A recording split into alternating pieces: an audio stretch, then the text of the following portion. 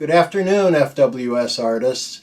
This photograph was taken out of the windshield of a bus. I was sitting next to the bus driver in Tuscany, near Cortona in Italy. And I could speak some Italian, so I was kind of in charge of directing him.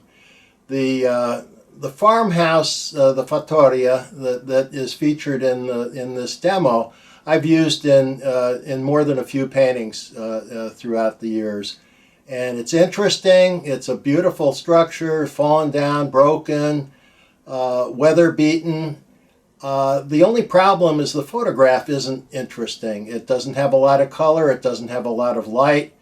And this video, this demo is all about changing that. So you'll see a progression, a transformation from what is a flat kind of appearance to that photograph into a painting that has vitality and interest, and hopefully it grabs you. And I hope you enjoy the demo. Thanks.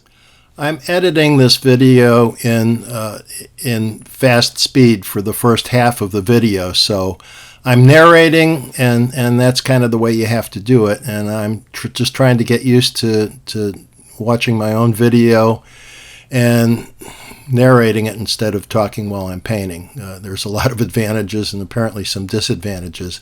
Anyway, I'm working with the Cheap Joe's. I call it the El Cheapo palette, and I hold it in my hand, which you should be able to see, the painting go along and the mixing as well. Using mostly Winsor Newton artist grade colors on Arches cold press 300-pound paper. This half of the sky I'm using mostly cobalt blue. The next half of the sky I'm going to be using more of cerulean blue, and I'm when I put down the blues, I'm coming back into them with a warm mixture to rather than mix on the palette, I'm mixing on the page. So that would be a lot of cerulean blue. I'm sorry, a lot of yellow ochre and some cadmium scarlet, and those would be the warm throw. Basically, I always end up throwing warm into cool and cool into warm, and you'll see that when I do the roofs. I'll be basically doing the opposite of this. I'll be throwing, some cerulean in where I've put in the warm colors. So I don't want this to look slick. I want this sky to be, a little rough looking. I want, mostly because this is Tuscan and there's very little white in Tuscany, I'm using the sky, some white clouds, and that is going to be able to give me some white in the painting. Now you'll be able to see that I'm mixing. This is again trying to get a lot of color into this, and the red that I'm using is Scarlet Lake, and I consider that almost like wasabi. So I've got it. I don't even have it on my palette. I've got it over on an auxiliary thing. So it doesn't get into things when I don't want to use it. But it's a beautiful color. I'm mixing that mostly with cad orange. And I'm trying to probably, with these roofs, because there's a series of them, I'm kind of kicking the color up more than what you would see. And I also want some variety. So not all of these roofs, they'll be similar because they're the same material that the roof's made out of. But I'm going to make some variety in them. I don't want them all to look cookie cutter, and so that's what I'm doing. I'm leaving some whites, and I'm going to come back in on those whites later on and tone them. But you can see I'm taking some cerulean blue mostly and throwing it back into those oranges. But it's a very, very light, very delicate touch with the cerulean blue. It mutes it grays it down a little bit, but it gives it some different character. And rather than trying to mix a grayed down version of some of these colors, on the actual in your palette, rather than allowing them to mix on the page, I think you get more more interesting color, more intense color, and it's a better way to paint as far as I'm concerned. Now, I'm using more cobalt blue in this. It's a little redder roof there, and but it's the same effect. Okay, so this is this broken down roof. I've never even quite figured out what the heck happened to the roof. If there's some deliberate kind of cylindrical thing on that area, or if it just caved in. I've treated it differently each time. I'm reinforcing some of those colors up in the roof, so I'm putting a little more CAD up in there. And now I'm mixing some color to go back into the background. And I'm just allowing. I'm making a lot of this up. There's a lot of hills in Tuscany, and so this is what. I'm trying to push these back, but not make them just gray. I want this to be a colorful painting, and rather than what the photograph showed. So putting it down, and you can see that I'm softening some edges, which is also appropriate for something that's in the distance, and these trees, or this hill formation is in the background. I'll probably go over to the other side now and do the same kind of thing, but again, make it a little different, make it, so there's some continuity between these two, but not have to repeat it, not trying to mix up a certain color and stick with it. So I think usually I try and get harmonious things that, work together, but that aren't identical. So there's interest, there's, you notice the sky, there's a gradation from one blue to another. And in this background, there's also a gradation from, one grade down, kind of green-gray in one side and a different one in the other side. Just more interest, I think, rather than, trying to be consistent or, it's the way I paint. So a lot of variety in this. I hope some of it shows later on in the painting, but here there's some, some French ultramarine and some of the browns, the burnt sienna, maybe a little of the quinacridone gold. Looking at some quin violet in there. So I'm not just trying to make green. I'm trying to get the sense of that's foliage, but not boring foliage, but we'll see what happens with it as it goes along. As I'm doing this at an appropriate time, when that's in sort of just a stage of drying, you'll see me run through, I don't know if you can make it out, but with a kind of a Gillette Wilkinson type double-edged razor blade and scoring into that, just to let again, to sort of make everybody understand, there we go, that this is foliage, or it's grass, or it's something that has that character to it. Here we're going in, and as you see in the image that I'm working from, there aren't any cypress trees or whatever these are. I'm just throwing them in, making them up. I usually like to actually see a tree and really make almost a tree portrait, but in this case, these are like movable darks that I can put into a painting, whether it's whether it's a harbor scene, or if it's a landscape like this, where you really need something. If you want to show off something, whatever it is, whatever you're trying to show off, in this case, a light building, you want to say what it isn't. So I'm showing, by showing dark where it is adjacent to the white building, I'm able to make that white building, or it's not really a white building, but a lighter shaped building. And that's clearly I don't like to think center of interest, but it's clearly the thing that is the main subject of the painting. So we're trying to show that off. You want to make kind of an effect area there where it pops that out. Doing a little bit over on the other side. Again, just making it up as I go, and seeing where it'll show off that roof, or pop out the building.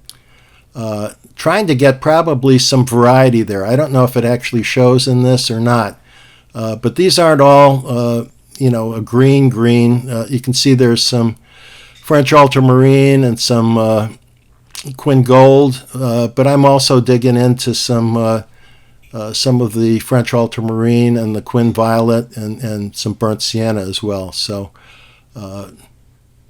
but I'm looking for the value. I'm thinking in terms of three values here. I'm thinking of a mid value, which needs to be significant in order to show off the light, and I want darks to be able to, to again show the light. So I try and get darks basically in the earlier part of the painting. The earlier you can get your darks in there, if it's appropriate, the more you're probably going to be inclined to get your mid values dark enough, and that's really important. It shows off the light, and that's what this is all about. So I'm thinking more.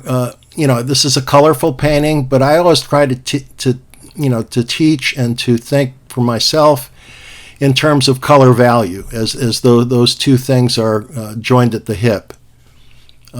Here, trying to get that sense of light in there, the sense of that this is Tuscany. So, everything is basically raw sienna, burnt sienna. These are more ochres. But you can see I'm mellowing those out. There's some orange in there. There's a little bit of cobalt green, I think I'm throwing in. But this is going quickly because we've speeded up the speed on it. But I'm being pretty careful about not trying to analyze what I'm doing, but trying to keep it where I'm sensitive to where I want some of these colors and values, and what I'm trying to do to create that sense of an old building that's been weathered and exposed to the elements over time, and not really repaired over time either.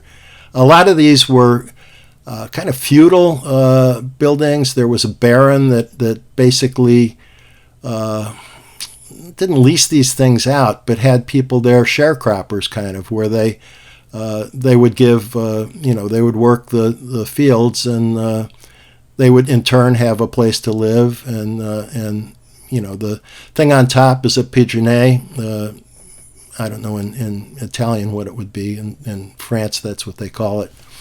But really interesting, and again, this is kind of like the subject's a great subject, but real flat light and not so much interesting color. So that's the purpose of what we're doing here is cranking the color up a little bit. Maybe in the case of the building, trying to keep it within bounds, but more colorful than what's there. So you can see, I'm hitting just sort of arbitrarily. I don't try and, have a go-to color for things. I'm just digging in intuitively into what I think is going to work, and not really actually not trying to think about it as much as I am just reacting to it.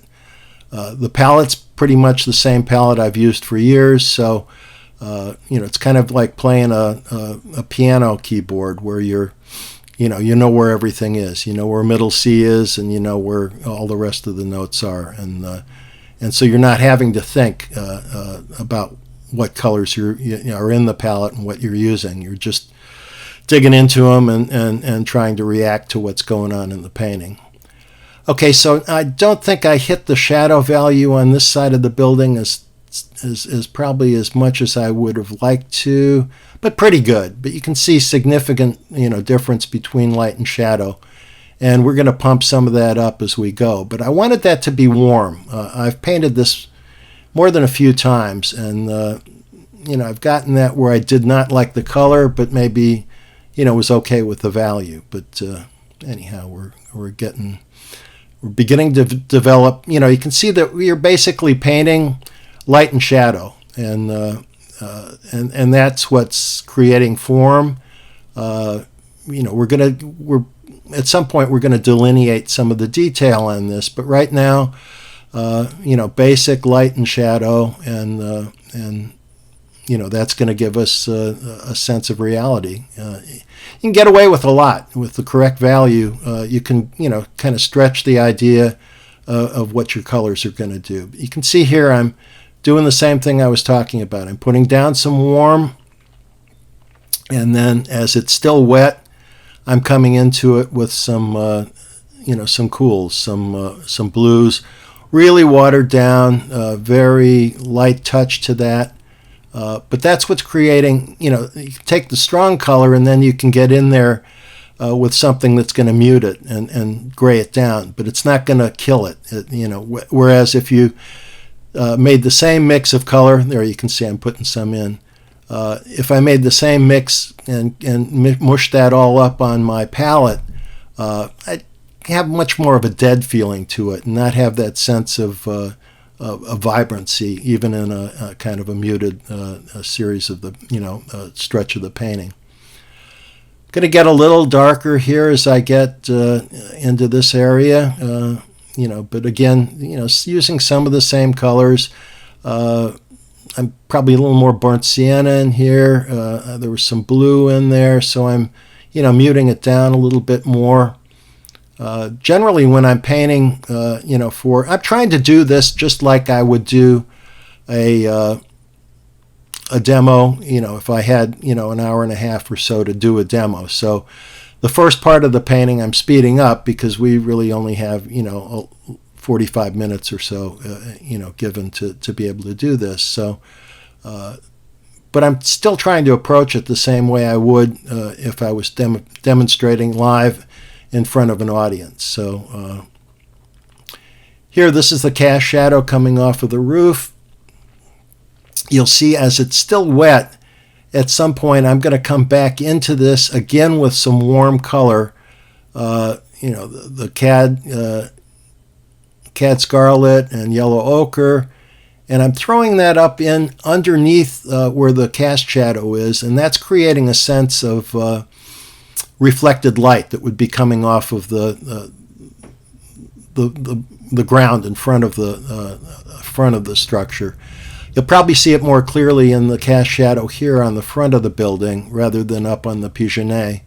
I'm taking my time. I want things like direction of where the shadows are coming and where the windows are, which would indicate the perspective. Those things are real important. If they're not consistent, if it looks like the light source is different in one part of your painting and then another, it's gonna have an effect that the painting just won't look right. People may not know exactly what's wrong with it, but they'll know something's wrong. But you can see me going in there with these warms, and that's to give that upward sense of reflected light. Also, the shadow side of the building, the reason I left it real warm like that was to accomplish the same kind of thing, to get a sense of reflected light. Okay, we're going, again, here's trying to, keep those shadows, the angle of them consistent. This is a cast shadow off the other building that's coming down at an angle like that, at an oblique. And as we get into the other part of the building, I'm losing that a little bit.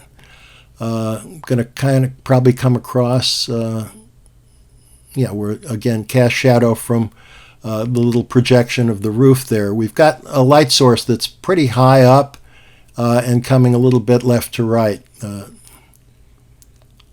And more interest you can get in these, so I'll probably come down with a little, something that may be hanging over. There we go. And breaking that up a little bit. Sometimes I will break those cast shadows in an arbitrary way, and I don't think I did that in this case. But and again, coming back up with that reflected light, the warm and the cool, it accomplishes a sense of reality, because that's what really actually happens. But it also makes those colors more interesting than if they were just a flat color. And I'm trying. Probably if you look at that more closely, I'm again, grading those colors a little bit, from maybe a more cerulean to a more cobalt influence in the direction of the one right up there. Now I'm putting some holes in this, and the fact that I've got some significant value there already is working. But boy, doesn't that lighten things up when I do that? It just all of a sudden it creates a whole different effect. And especially in a shadow area like that, up in that Pigeonnet where I came in with that window that really wasn't there, that opens that up. It can take a dead color in your shadows and open up that area. Now these other windows, I'm coming in with some blues, and I think you'll see my technique for lightening them up in a minute. Just trying to make them different, so that they're similar but they're not identical. And I think that's the distinction, that's the difference that we have in modern buildings that are boring. There we go. There's the old shirt technique. You don't have to look for your rag when you're wearing it.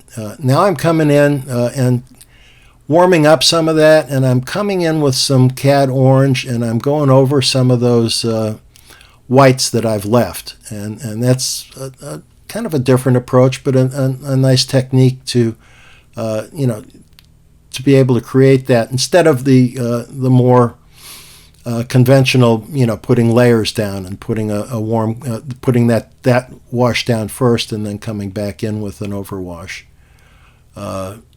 We're trying to show, the little difference, the shadow sides.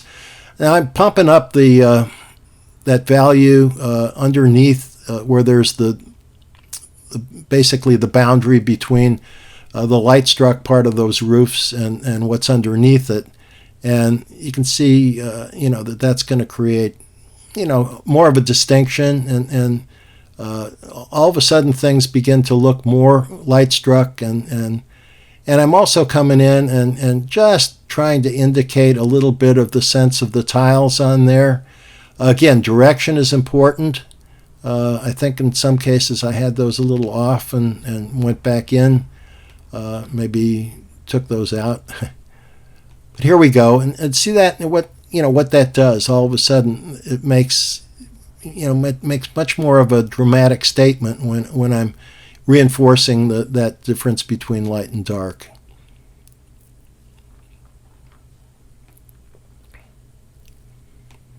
Okay, we're just going to keep going. This is mostly Quin Violet and cobalt blue, I guess I'm using. In some cases, I would be using the French ultramarine and ultramarine. Probably get back down in here again.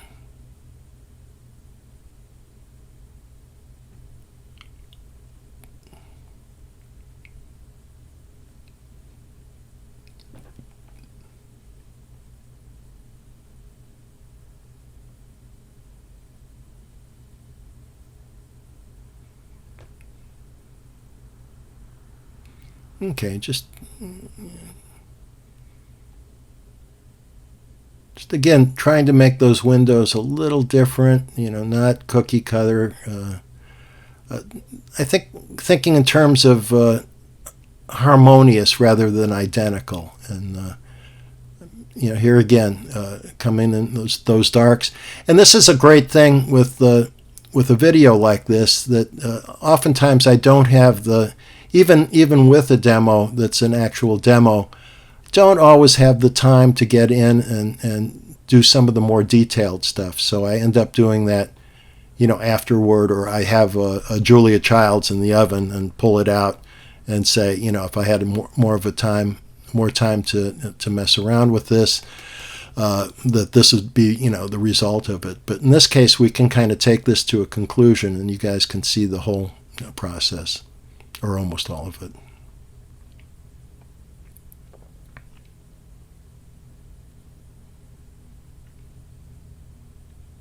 Again, just coming in where there's some whites and coming in over, where that cast shadow would fall over the whatever those windows, or, in some cases the windows, I think you'll see even on that, I don't know, I think I'll come back in on the windows on the other building.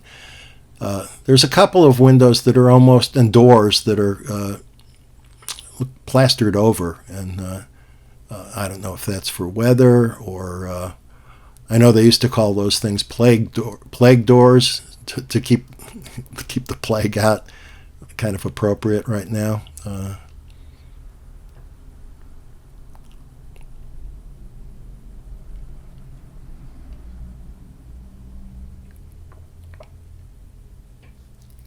Not trying to go in with a straight line or anything. Here we go. There is a sense of a little doorway rather there, and just an indication of it that somebody is covered up. But it's one of the features that just get a little more interest. I don't know if they had something sticking out of there, but there's some stuff that's going on here. Little breaking this up a little bit. There was something there, just breaking that shape up. If there's something there, sometimes we can emphasize things and use what's there and then either make it more subtle or call more attention to it with a darker value or stronger color.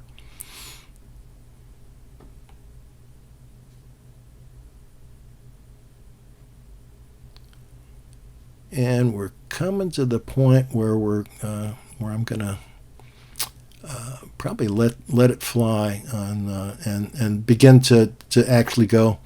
I'm not the fastest painter in the world, so this is speeded up, but it in some cases people could paint that fast, so it's not out of the question.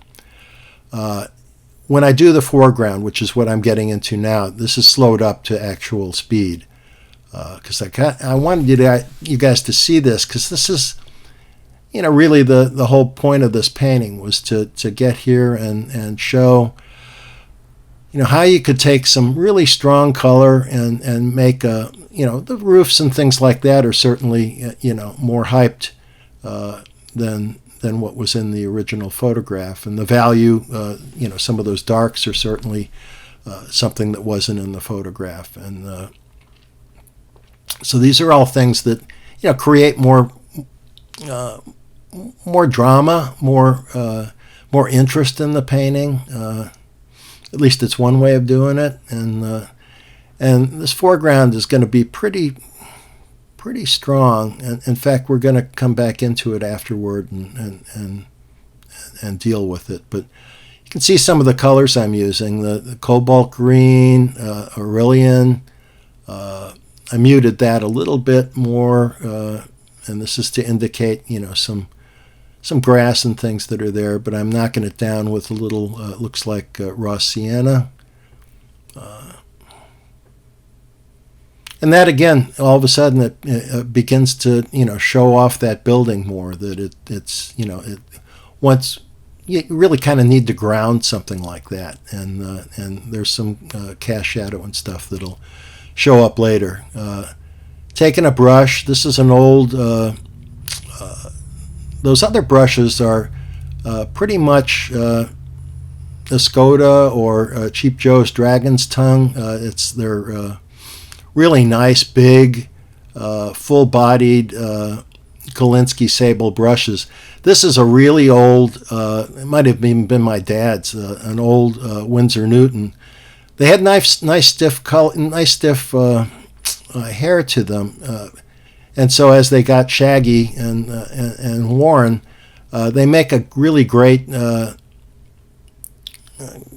great way to create texture. Those trees and some of that foliage, I'm sure I use that brush, but here I'm using that nice Kolinsky, and sometimes I use an even bigger one, but I'm really kind of pumping that color, and again, thinking color value.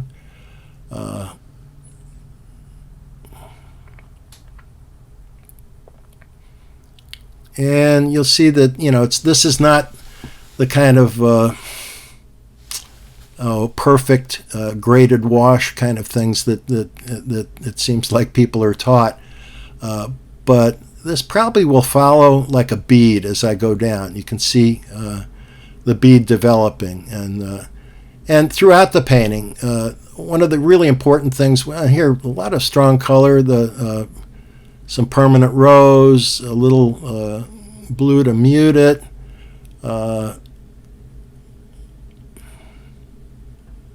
So again, throwing cool into warm, mixing, basically doing a lot of mixing directly on the painting rather than trying to overmix everything on the palette. But I'm kicking in some pretty strong color here, and it's going to get stronger. There you go. There's some cad orange in there, the permanent rose. A little, not exactly psychedelic, but definitely not the photograph. Let's put it that way. Yeah, one thing, that nice big brush with the big belly on it, it comes to a beautiful point. But one thing, it carries a lot of water, a mixture of water, and the way I paint is, I'm getting water in the brush. In the belly of the brush, and then I'm picking up pigment, and it's almost like they mix on the brush itself rather than creating a puddle and mixing it all up. So it's a little deceptive. If people would see you paint or see me paint, it's a little hard to understand what's going on unless you realize that the brush is carrying a lot of water to begin with. You need to have fresh paint. One thing to mention, if you didn't get anything out of this at all, the thing I ought to say is you need to, because I hadn't painted transparent watercolor in a real long time. I've been doing the acrylic abstracts, so here I'm using some some of the Quin gold, the Quin violet, and some a color you can't get anymore, but a nice dark. A warm red there, and anyway, you can see that bead, but you can see the water is involved. So the painting, it's not painting itself, but it's doing some of the work for me. So I don't have to be so deliberate. Anyway, like I said, I had not painted in quite a while, and so my palette looked like the Bonneville salt flats or something. It was all dried out, so I spritzed it and put fresh color in, and the fresh color is so important to watercolor. If you want to get strong value like those strong darks and you want to go for strong color, you need the color in your palette to be available and not have to scrub at it to get it out. So that's why this is working, and if it was a dried up palette with little mouse turds going on it, you would not have the same effect at all. Again, getting really strong. There's some cad orange is pretty dominant in this case. And this is actually, going to apparently be over the top. Well, there's the Quin violet and the other red that's there. Hitting the cobalt blue a little bit, and and also the French ultramarine. Trying to lead into this with and this is going to become a very dark. Ultimately, this is going to be a very dark foreground as it progresses down the page. If you want things to look as though they are like a field or water, you need to grade them. You need to have them grade from light to dark or warm to cool or something to take that flat look out, or your foreground to look like a fence or a vertical rather than horizontal. So that's some of what's going on here. But this is a demo, and I think sometimes I'm not as dramatic in the way I paint studio paintings. But I think for the purposes of a demo, it's fun to get some jazz going with it and not be so much classical music, if that's an appropriate analogy. So we're cranking some strong color. It's going to get stronger and stronger, stronger value, stronger color, and it's melding. It's not really wet and wet. It's color into color, value into value. But that bead is coming down, and I'm not always totally aware of what I do, so it's kind of interesting to actually look at what I'm doing and narrate it rather than trying to walk and talk and chew gum at the same time. So we're coming down, the page again. I'm not too concerned about all those drips that are going on there, because they're gonna be lost in pretty short order. This is going to develop into some real nice purple, which plays off, I think, well against the yellow that's in the foreground, and that will develop. Right now, it's going to be a little over the top.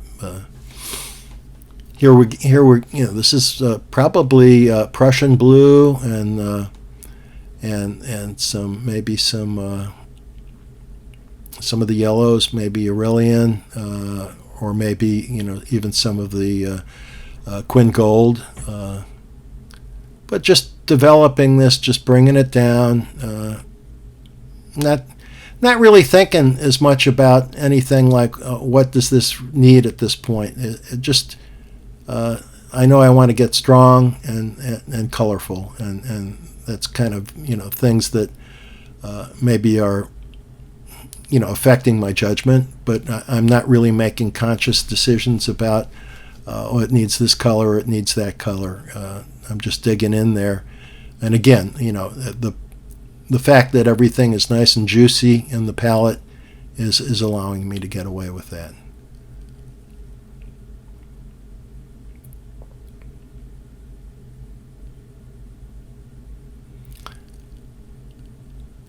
That color that I'm using there you can't get, so I'm not going to tell you what it is. It's a Holbein color that's been discontinued, but I think carmine would be appropriate here, and I think there's quinacridone burnt scarlet.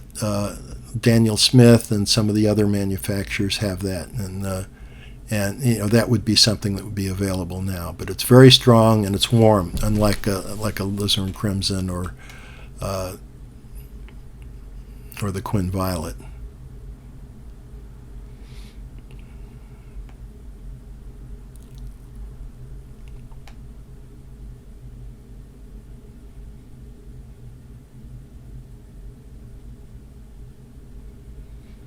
Kind of going off on kind of oblique angles here, and I'm not sure I will end up keeping them, but yeah, pretty much. Really cranking some strong stuff here, some pretty much, I think that's permanent magenta, permanent rose, but pretty strongly put down, and then trying to develop some of those violet blues. We'll see what happens. And allowing a lot of it to to go together. Some of those whites are preventing some places where kind of protects the integrity of one part, one color or another. But mostly running together, and you can end up with some grays by doing that. I think that's probably going to occur here, some warm gray. Sometimes that helps to play up really strong color, although it looks like it's getting a lot less gray. But as those two colors meld, that they run together, I think as you paint a lot, you can kind of more or less figure out or react quickly to colors that aren't working together, and maybe they're usually if you overpower a color that's grayed out or dead with either push it warm or cool, that has a really nice effect, and you don't ever throw a bunch of clear water into things in order to resolve a problem if you think that things aren't going the right way.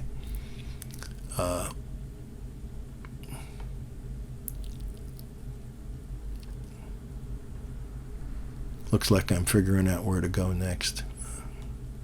Okay, so there's, it's a little more grayed down.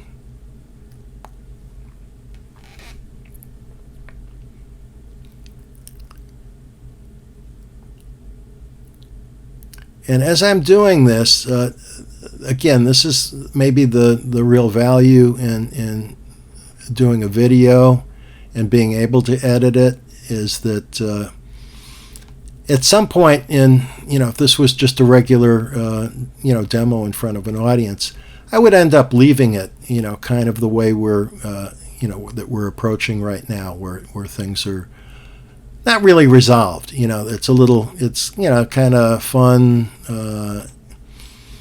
drama, theatrics, kind of almost.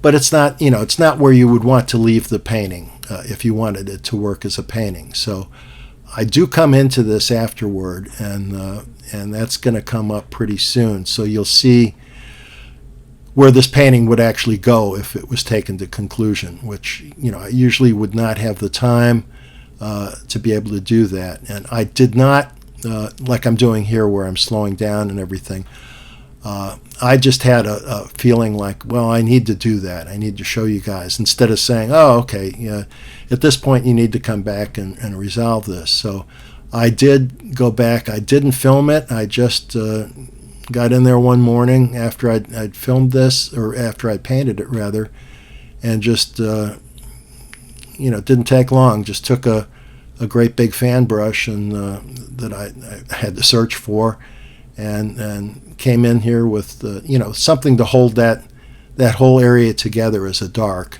but using the colors that had developed under there as allowing some of that to come through. And so there was more unity to it, but there was also much more consistency to it, and I thought it came out pretty nice. So we'll see. That's coming up shortly. I'm still getting some dark in here. Again, just cranking some, dark into dark. Beginning to develop, what would be, maybe a little more sense of something happening there apart from color. I think I'm going to get out the razor blade and make a couple scratches, but it really doesn't amount to much. So there's also an area back in, where those two buildings come together that really needs to be resolved with a dark. And as well as that tree line off there, there's kind of an awkward looking cloud, which is fine. The clouds can look like that, but I thought another tree there would work. So those are a few things that I'm about to do that's not going to show up with the video, but I'm pretty much stretched out as far as my time constraints, so I wouldn't have been able to really show it the same way anyhow. So looking around, I guess I'm sort of slowing down with this and wondering what to do next, and sometimes the what to do next is a good clue as to, leave it alone, step away from the painting, and then if there's something to be done that's going to work for the painting, a little time to let things, kind of mull around in your head, get away from it, and figure out, what instead of in the passion of doing it, sometimes there's a time to come back into it and just be a little more deliberate. Here we're, for a realistic, not real, representational painting, there's an awful lot of intuitive, just cranking some color and value into this. So here I'm, there's the razor blade. By the way, I just realized that, I put some tape on it so that it didn't attack me, which has happened in the past. So, but I'm just sort of making, like, this is kind of what I would end up doing later on, and I'm just sort of previewing that, I guess. Just some idea of more grass or hay, or some sort of a more of a create, using that color and value to create more of a sense of reality. And here's the finished painting, and again, you can see you can see the effect of all that color and value there, but I've come in with that that fan brush and some more value, and I think pushed some of those violet, the blue violets to a little more violet, and I like the effect of it. So I'm happy with it. I think they don't all come out as well as this, and especially having not painted this type of a painting in a while. Probably a good time to say that you can look at our website, which is www.watercolorsbyrogers.com.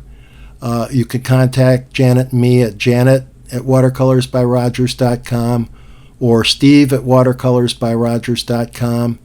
And on the homepage of the website, there's a link to our newsletter, and you can subscribe to that, and maybe every month or two I'll let you know what Janet and I are up to, what trouble we're getting into. It's been super doing this, and I hope you guys enjoyed it, and thank you very much.